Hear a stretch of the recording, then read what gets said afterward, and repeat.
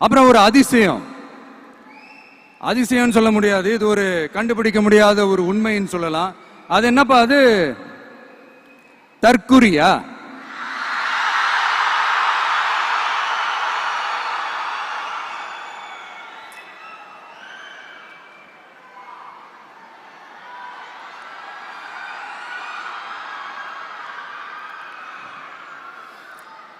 நம்ம டிவிகேக்கு சப்போர்ட் பண்ற கோடிக்கணக்கான லட்சக்கணக்கான மக்கள், நம்மளுடைய நண்பிகள், நம்மளுடைய ஜென்சி கிட்ஸ் எல்லாரையும் தற்குறிகள்னு சொல்லி வாங்கி கட்டிக்கிட்டு இப்போ அவங்களாம் தற்குறி எல்லாம் கிடையாது, அப்படியெல்லாம் அவங்கள கூப்பிடாதீங்க, அவங்க சங்கிகள்லாம் கிடையாது, அப்படியெல்லாம் அவங்கள கூப்பிடாதீங்கன்னு சொல்லி ஒரு குரல். யாருடா அந்த குரல் அப்படின்னு பார்த்தா, இப்ப ரீசெண்டா அறிவு திருவிழான்னு ஒண்ணு நடத்தினாங்கல்ல, சாரி அவதூறு திருவிழா. அதுல அவங்க தலைமையே குழப்பற மாதிரி, அறிவு கண்ணை திறந்து வைக்கிற மாதிரி ஒருத்தர் பேசியிருக்கிறார். அவரு யாருன்னா அது அவங்களோட எம்எல்ஏவே. அந்த எம்எல்ஏ யாருன்னா நம்மளுடைய கொள்கை தலைவர்கள் ஒருத்தரான மக்கள் சேவகர் அஞ்சலை அம்மாளோட சொந்தக்காரர். என்னடா இது இப்படி ஆகி போச்சு?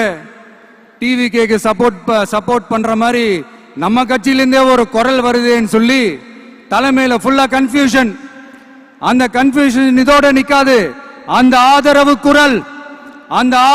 குரல் ஒரு வீடு விடாம, ஒரு இடம் விடாம, எல்லா இடத்திலையும், எல்லா வீட்லயும் இன்னும் பலமா எதிரொலிக்குதான் இல்லையான்னு பாருங்க. சும்மா பிளாஸ்ட் தான்.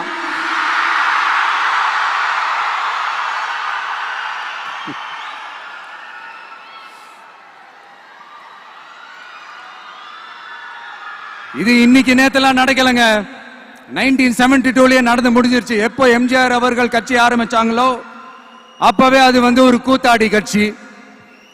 எப்போ எம்ஜிஆர் அவர்களுக்கு பின்னாடி அத்தனை மக்கள் திரண்டு நின்னாங்களோ அப்பவே அது ஒரு கூத்தாடி கும்பல். நடிகர் கட்சின்னு சொன்ன ஒருத்தர் அதுக்கப்புறம் எம்ஜிஆர் கூடயே போய் சேர்ந்துட்டாரு. இன்னொருத்தர் இவரெல்லாம் ஒரு ரவுண்டு தாங்க வருவாரு, ரெண்டாவது ரவுண்ட்லாம் காணாம போயிடுவாருன்னு சொல்ல இன்னொருத்தர் அதுக்கப்புறம் போய் எம்ஜிஆர் கிட்டே போய் சேர்ந்துட்டாரு. சோ இந்த மாதிரி இவங்க ரெண்டு பேர் மட்டும் இல்ல, ஒட்டுமொத்த தமிழ்நாட்டு மக்களும் எம்ஜிஆர் அவர்கள் கூட தானே போய் சேர்ந்தாங்க.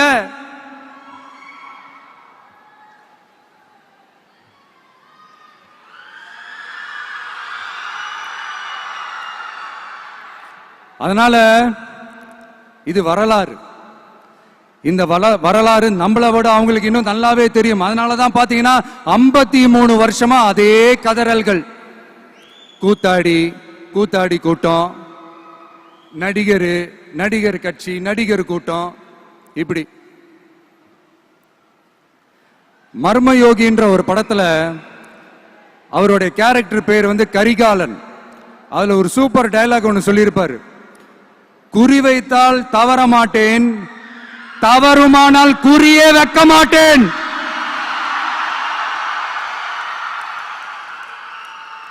இதெல்லாம் யாருக்கு சொல்றோம், எதுக்கு சொல்றோம்னு புரிய வேண்டியவங்களுக்கு புரிஞ்சா நல்லா இருக்கும். ஏண்டா இந்த விஜய தொட்டோம்?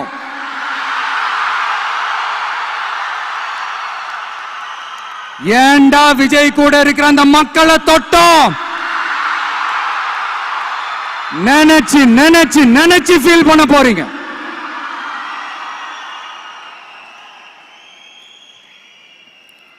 அப்புறம் நமக்கு இந்த அரசியல் புரிதல்லாம் இல்ல, அது இல்ல, இது இல்ல. அப்புறம் நான் கேட்கிறேன், மக்கள் எல்லாரும் உங்களுக்கு தற்குறிகளா?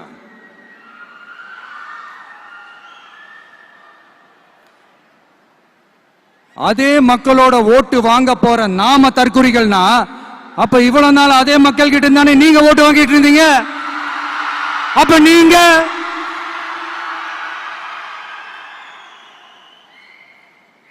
அந்த மக்களுக்கு நீங்க காட்டுற மரியாதையும் நன்றியும் இதுதானா?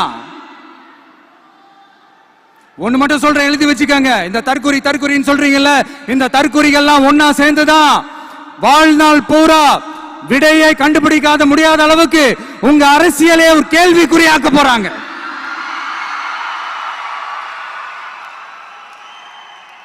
இவங்கெல்லாம் யாரும் இங்க தற்குறிகள்லாம் கிடையாது.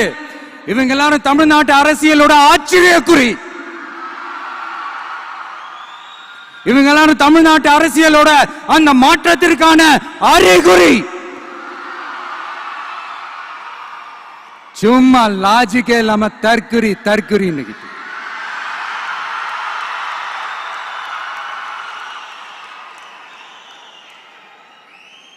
நண்பா, நம்பி,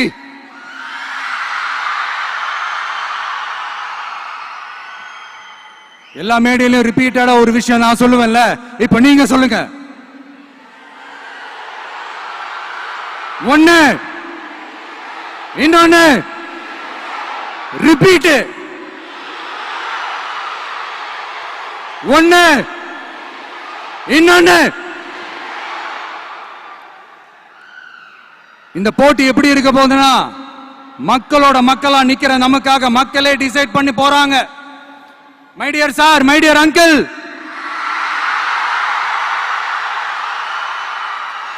ஆல்ரெடி டிசைட் பண்ணியாச்சு. கான்பிடென்டா இருக்க மக்களே, நல்லதே நடக்கும், வெற்றி நிச்சயம். மீண்டும் சந்திக்கும் வரை நன்றி, வணக்கம்.